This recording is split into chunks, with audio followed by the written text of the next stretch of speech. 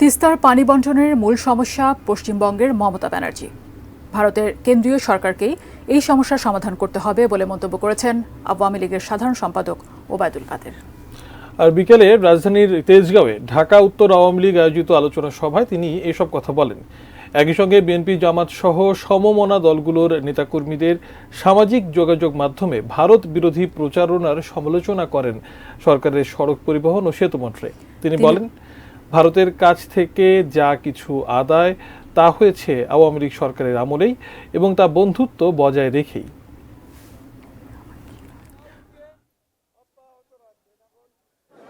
এখন কেন্দ্রের সরকার যদি মমতা না বলে তাকে রাজি করাতে হবে। তিনি এতদিন না বলে আসেন, তাকে হাঁ করাতে হবে।